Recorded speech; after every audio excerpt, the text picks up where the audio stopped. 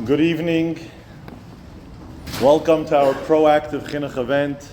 Thank you everybody for being here and for being here on time and for coming out for your child and for our Talmidim. Tonight's event was titled Proactive Chinuch, Important Conversations to Have with Your Bar Mitzvah Bacher Before Camp. Tonight's presentation will be divided into two. There will be a 15-minute hakdama about proactiveness, followed by Rabbi Sternberg's presentation, which is titled How to Prepare Your Bar Mitzvah Bacher from its transition from child to man. On your way in, I hope you got a water bottle. I hope you put your name in the raffle, and you took a handout. And if you didn't do any of that, you could do it now or later, whenever that suits you. So to talk about proactiveness, I wanted to share, there's a 3-page letter of the Rabbi, English letter, to Mr. and Mrs. Michal Meir Goldhirsch. They live in Melbourne, Australia, and I believe they're alive and well. And in the Tafshin Mems, I believe, where's the date? Yes, Tafshin Mem Vav. They were very well to do, and perhaps they still are, and I believe so. And they wanted to do a considerable contribution and make an impact. And they had this idea that they were going to sponsor a children's hospital, very noble cause, in Crown Heights. They're going to build a children's hospital. And of course, they ran this idea by the Rebbe. And the Rebbe apparently, based on the letter, there was a phone conversation about it through Maskiros or the Rebbe himself, I'm not sure. It says here that I conveyed over the phone. But here's a 3-page letter in English, that I'm not going to read the whole thing, where the Rebbe lays out his vision, his opinion of what they should do with the money. And the Rebbe actually did not want them to build a children's hospital. The toichin of the letter is, the end of the letter is, the Rebbe wanted them to invest their money in Chinuch. But the Rebbe explains why. And here's the 3-page letter. I won't read all of it, but I'm going to read little parts that I'm skipping around. Firstly, the Rebbe says, this brings me to the question of how to best use your kind contribution in accordance with your intention. Like their intention was to like a children's hospital, right? Help the kids and be there for them and give them all the support they need. So I'm skipping a little. So the Rebbe continues as follows. The connection between medical science and halacha is already inherent in Torah itself. As our sages declare, the Torah brings refuah to the world. The meaning of it is not that the Torah negates medical science in any way. On the contrary, the Torah declares that in matters of health, it is necessary to consult a physician and follow his instructions. At the same time, not forgetting, of course, that the true healer is Hashem, and the physician is no more than the agent of the healer of all flesh who work wondrously. And the Rebbe continues. Here's one of the punchlines. In medical science, there are 2 basic areas of approach. A, therapeutic medicine, and B, preventative medicine. The first deals with medical disorders brought to the physician's attention for actual treatment. The second, which has been gaining an incredibly greater role in modern times, is to attain the highest possible level of public health through the prevention of sickness by such methods as vaccinations, public and personal hygiene, wholesome diets, and by various other ways and means. Needless to say, while there is no getting away from the need for therapeutic medicine, preventative medicine is ideally the more desirable method. In the long term, it is surely more desirable, and the Rebbe goes on to explain how there's less cost in preventative medicine, less pain in preventative medicine. There's no surgeries. There's no, horrible treatments which save lives, but it's not so easy to go through them. I'm going to skip some parts.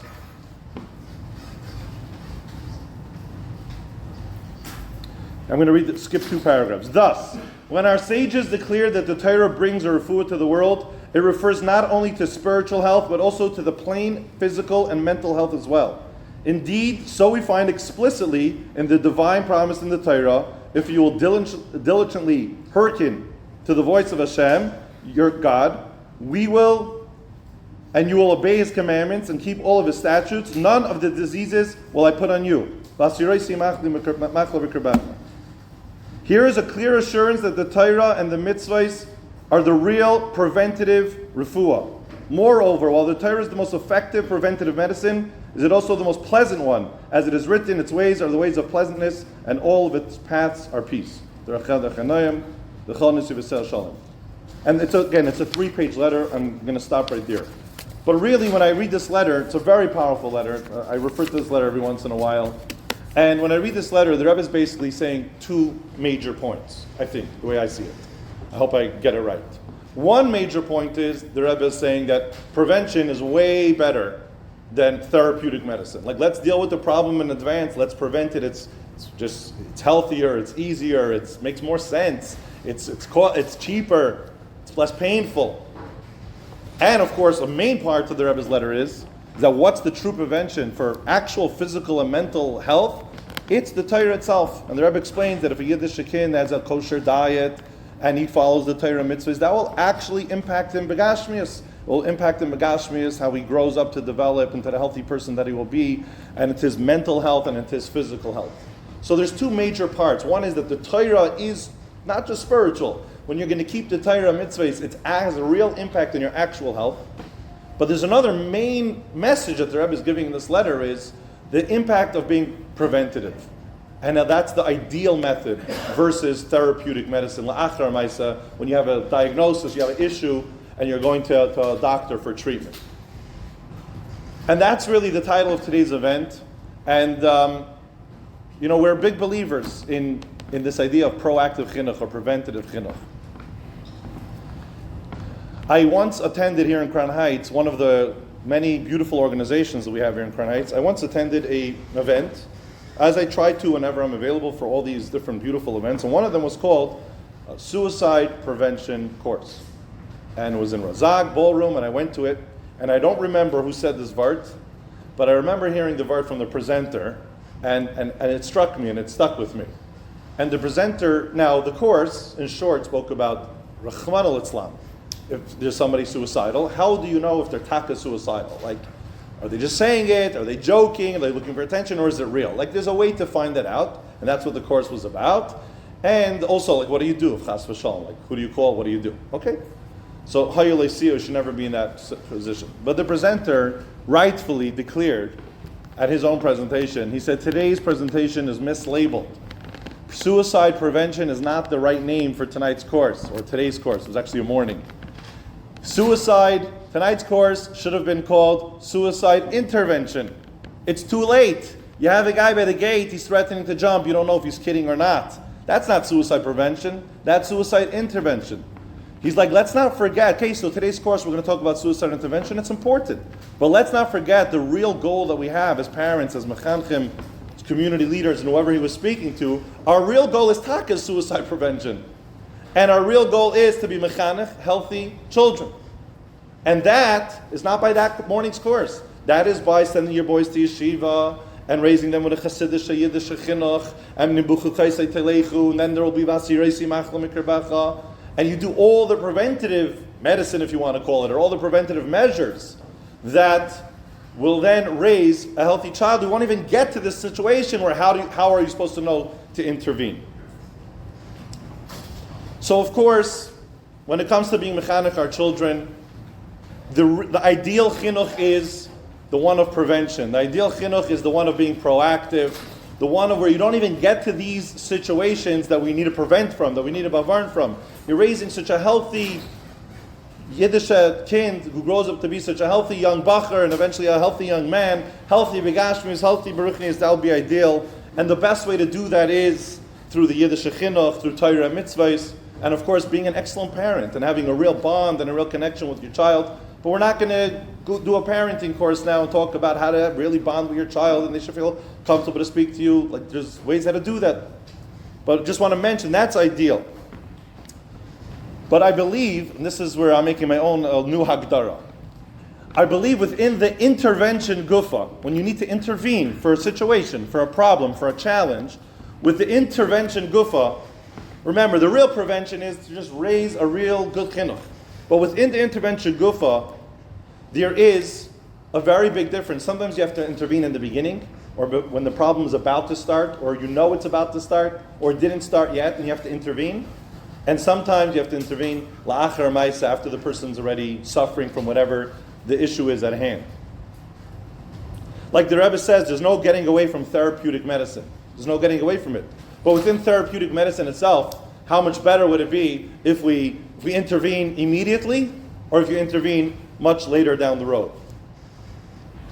So, tonight's event is specifically for fathers of 7th grade. And why? So, B'Akdama, I'll say a quick word on the parsha, very quick. The Meraglim were sent on a mission, Lasar Sa'aretz, to spy on Eretz Yisrael. And they have to check it out. And they were supposed to come back and give a report, and they did exactly that. So what was the Chet Meraglim? What did they do wrong? What did the Meraglim do wrong? When they came back, they gave their assessment. They gave their analysis. They submitted their report back to headquarters. That we believe, we can't conquer this land. We're not going there. We saw this, we saw that. It's not going to happen. This is what we believe. But why was that the Chet Meraglim? What was the mistake? So the mistake was very short. The Meraglim were never sent on a mission if the Yidden should go to Eretz Yisrael. It was never about if. The Yidden needed to go to Eretz Yisrael. That was Hashem's mission. That's what we had to do. Hashem took us out of Mitzrayim to give us the Torah in the Midbar in order to take us into Eretz Yisrael, which is the only place in the world that you can be Mekayim all 613 mitzvahs. They were never asked if we should go to Eretz Yisrael. That wasn't the question. They were only asked the how question. How should we go to Eretz Yisrael? Okay, so we have to go in. Let's make a battle plan. Let's see what's the best way to come in there. And that was the mistake of the Meraglim. The mistake of the Meraglim was that they got mixed into the if, and they weren't supposed to. The Meraglim were only supposed to address the how.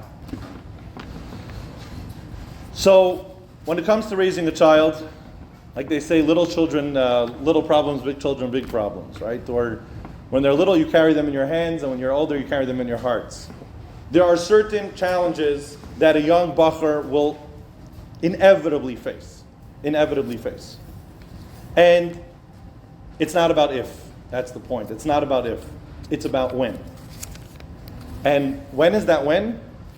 Sorry to break it to you, but that's right now. If your child is completing 7th grade, that's pretty much the when of all those things that are not an if. All those things that are not maybe going to happen. And I'll read you a little list soon, and I don't mean to scare it or overwhelm anybody here. But there are a lot of challenges out there. You know it just as well as I do. And when does it happen? No, not when they're in pre-1A, and not when they're in 3rd grade, and not when they're in 5th grade. Maybe 6th, maybe 7th, maybe 8th. So if your child is finishing 7th grade, and he's about to go spend 2 months in camp away from you in 7th grade, this is the when. And anything that needs an intervention from your part, this is the time. You have to act now. And that's my main message for you tonight. And I strongly believe, and there's research out there with the numbers, and I don't know how they make up those numbers, but it's not about the numbers. I don't care about the research out there. It's a davar apashat, it's common sense. We strongly believe that if there are certain challenges out there, that you will, and again, this is assuming you have a good connection with your son, and you're a good father, and you have good chinuch going on, and you will address it and have an open conversation and talk about it with your child, the chances that when your son will inevitably encounter that challenge, that he'll be successful, that he'll have the strength to overcome that challenge, goes up like this much, whatever the number is, 50%, 60, 80. It's a certain number. It's not going to be 100%, but it's going to go up by a lot. And vice versa. Vice versa. If there are certain challenges that your son will inevitably encounter very soon, this is the age for all these coming challenges, then if you didn't speak to your son about it, the chances that he will not have the koyach to overcome and to resist that temptation or that challenge or that whatever it may be, the chances will go much higher. So therefore, tonight's event about proactive chinuch is not to scare anybody, not to tell you, if it's your oldest child, yes, the honeymoon is over, raising the little kids. You have a big bachur now in your house. For many of you, it's not your oldest child. But even if it's your 3rd or 4th or 5th child, we need to recognize that a Talmud who's finishing 7th grade, he's going for 2 months now in the summer, he's going into Kita Ches. This is when it's time to speak about all these things. And there's no doubt in anyone's mind that if you speak about it, the chances of us being more matzliach go way up, whatever that number is. And if we don't speak about it, they go way down. Now, of course, even if you speak about it from today to tomorrow, there's children who will still fall. And we need siyata d'shmaya. We have to daven for that as well. And it could be you're lucky, you don't speak about it, and you're on autopilot, and your kids are good kids, and you don't speak about it, and your son is top-notch Hasidic Bacher, and he resists all these things. That's beautiful. But why take the chances? Why take the chances? The preventative way, and the little time it'll take for you and your wife to sit down and speak to him and to reiterate some points now is much more worth it than chas v'shalom thousands of dollars that will need to be spent later on all different types of interventions for whatever the particular challenge may be. And to be more specific, I'm referring to alcohol, I'm referring to internet, I'm only going to say this list once, but my main message was what I already said. But it's about these topics: alcohol, internet, social media, which is a davar b'fnei atzmai from internet, smartphones, which is social media and internet all in one, mobile, private, also a big issue. Vaping.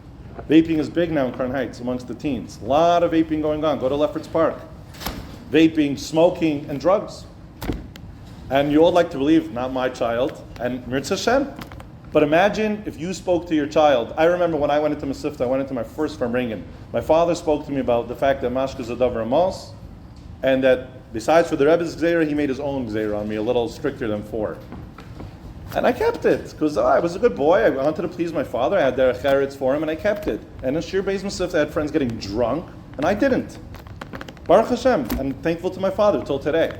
So there's no doubt in my mind that if you're going to speak to your child about the alcohol, the internet, the social media, the smartphones, the vaping, the smoking, the drugs, these things, every child of your son's age is going to hear about this in camp this summer. It's inevitable. And if it's not this summer, it's in 8th grade. And must I say, most of your sons already heard about most of this. They probably already saw kids vaping their age or maybe a year older than them. And they already maybe once at a bar mitzvah took a beer or a little bit of mashka, and you just don't know and I don't know. But it might have happened, because if I knew, I would call you. But these things happen.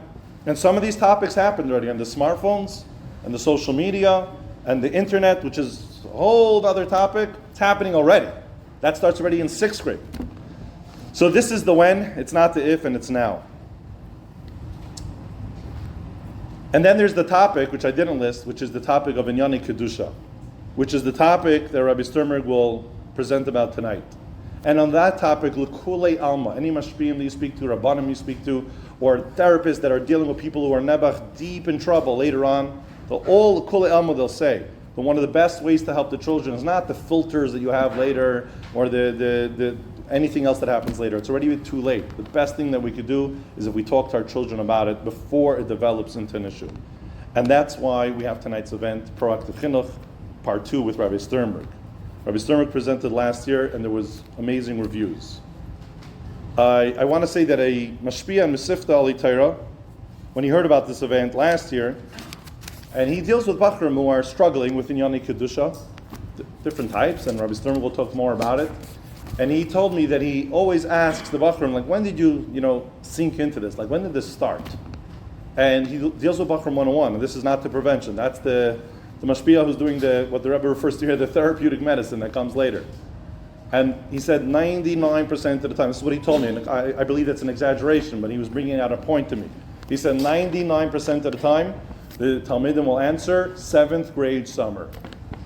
He said our counselors think that they put us into bed and they did lights out, they stay there for 20 minutes, and then they need to go to their staff lounge. The second they walk out of the bunkhouse, some lights go on, reading lights or whatever, and everybody has a conversation until 2, 3 in the morning, and this is what gets spoken about. There's always the kid in the bunk who knows more than everybody, who educates everybody, and that becomes the kach, and that becomes a big problem in the summers.